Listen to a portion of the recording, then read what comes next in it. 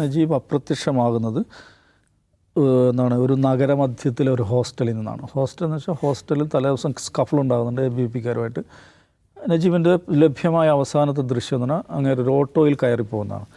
അപ്പോൾ ഡൽഹി പോലെയുള്ള ഒരു നഗരത്തിൽ നോക്കൂ, ഏതെങ്കിലും ഒരു വിദൂര ഗ്രാമത്തിൽ ആളില്ലാത്ത സ്ഥലത്ത് സംഭവിച്ച കാര്യമല്ല. ഡൽഹി നമുക്കറിയാം, എപ്പോഴും ജനങ്ങൾ പബ്ലിക്കിൽ എൻഗേജ് ചെയ്തുകൊണ്ടിരിക്കുന്ന നഗരമാണ്. എല്ലായിടത്തും CCTV സർവൈലൻസ് ഉള്ള സ്ഥലമാണ്.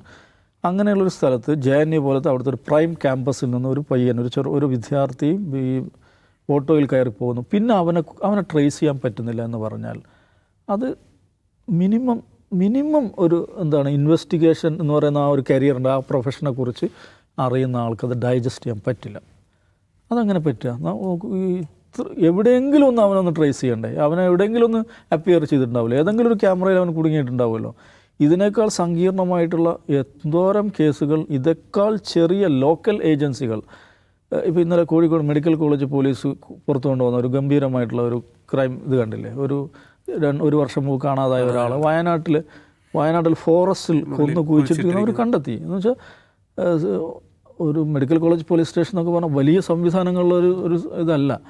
അപ്പോൾ ഡൽഹി പോലെയുള്ളൊരു നഗരത്തിൽ ഇങ്ങനെ ഒരു ചെറുപ്പക്കാരൻ അപ്രത്യക്ഷനായിട്ട് അവനെ എവിടെയും അവൻ്റെ ഒരു സംഗതിയും ട്രേസ് ചെയ്യാൻ പറ്റില്ല എന്ന് പറഞ്ഞാൽ അത് അത്ര എളുപ്പം ദഹിക്കാൻ പറ്റുന്നതല്ല. അത് ട്രേസ് ചെയ്യേണ്ട എന്ന് കരുതിയിട്ട് എന്ന് തന്നെയാണ് നമ്മൾ മനസ്സിലാക്കേണ്ടത്. അതെന്തുകൊണ്ടാണെന്ന് ചോദിച്ചാൽ നമുക്ക് പറഞ്ഞാൽ ഇപ്പോൾ ഡൽഹി പോലീസ് ആണെങ്കിലും അത് കേന്ദ്ര ഗവൺമെൻറ് കീഴിലാണ്, CBI ആണെങ്കിലും കേന്ദ്ര ഗവൺമെൻറ് കീഴിലാണ്. അവരത്ര മോശം, ഇപ്പോൾ CBI ഒരു മോശം ഏജൻസിയാണ് നമുക്ക് ആർക്കും അഭിപ്രായമില്ല. അവർ പ്രൊഫഷണലി വെൽ എക്യുപ്ഡ് ആയിട്ടുള്ള ഒരുപാട് ഗംഭീരമായിട്ടുള്ള അവരുടെ ട്രാക്ക് റെക്കോർഡുള്ള ഒരു ഏജൻസിയാണ്. പക്ഷെ അങ്ങനെ വേണ്ടെന്ന് തീരുമാനിച്ചതായിരിക്കണം. പ്രത്യേകിച്ച് JNU 2016 സംഭവിക്കുന്നത്. JNU ദേശീയ രാഷ്ട്രീയത്തിൽ തന്നെ വലിയ തോതിൽ ഇങ്ങനെ കത്തി നിൽക്കുന്ന സമയമാണ്. അവിടെയാണ് ABP-യുമായിട്ട് സ്കഫിൾ ഉണ്ടായിട്ടുള്ള ഒരു മുസ്ലിം ചെറുപ്പക്കാരൻ, ഉത്തർപ്രദേശിലെ ഒരു മുസ്ലിം ചെറുപ്പക്കാരൻ അപ്രത്യക്ഷമാകുന്നത്. അങ്ങനെയൊക്കെ മതിയെന്ന് ഭരണകൂടം അല്ലെങ്കിൽ ഈ ഏജൻസികളുടെ ടോപ്പ് ബോസ് തീരുമാനിച്ചിട്ടുണ്ടാകും. പക്ഷേ ഇത് നോക്കൂ, കോടതി അംഗീകരിച്ചു കഴിഞ്ഞു, ക്ലോഷർ റിപ്പോർട്ട് കോടതി അംഗീകരിച്ചു കഴിഞ്ഞു. അതിൽ നമ്മൾ കാണ്ടസിക്കേഷൻ നമ്മൾ നോക്കൂ, എല്ലാ പരാജയപ്പെട്ട മനുഷ്യരുടെയും പരാജയപ്പെട്ട സമരങ്ങളുടെയും കൂടിയാണ് ഈ നമ്മൾ ജീവിക്കുന്ന നാട്, ഭൂമി എന്ന് മനസ്സിലാക്കണം.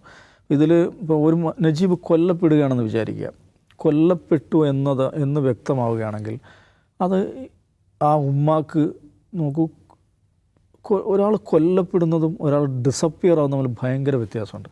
കൊല്ലപ്പെട്ട് കഴിഞ്ഞാൽ അവന് ആവശ്യമായിട്ടുള്ള അന്ത്യകർമ്മങ്ങൾ, അവസാനത്തെ സല്യൂട്ട് നൽകാൻ അവൻ്റെ ബന്ധുക്കൾക്ക് സാധിക്കുന്നുണ്ട്. അതൊരു എന്താണ് ആ മരണത്തിൻ്റെ ഏതാനും അല്ലെങ്കിൽ അത് അറിഞ്ഞതിൻ്റെ ഏതാനും ദിവസങ്ങൾ, കുറച്ചധികം ദിവസങ്ങൾ അവർ ദുഃഖത്തിൽ ജീവിക്കും. പക്ഷേ അവർ സാധാരണ ജീവിതത്തിലേക്ക് കടക്കും. പക്ഷേ ഒരാൾ, എൻ്റെ പ്രിയപ്പെട്ട ഒരാൾ, എൻ്റെ മകനാകാം, അച്ഛനാകാം, സുഹൃത്താകാം, അയാൾ അപ്രത്യക്ഷനായിരിക്കുന്നു എന്ന് വന്നു കഴിഞ്ഞാൽ അത് ഭയങ്കരമായ ഒരു പ്രശ്നമാണ് ജീവിതത്തിൽ.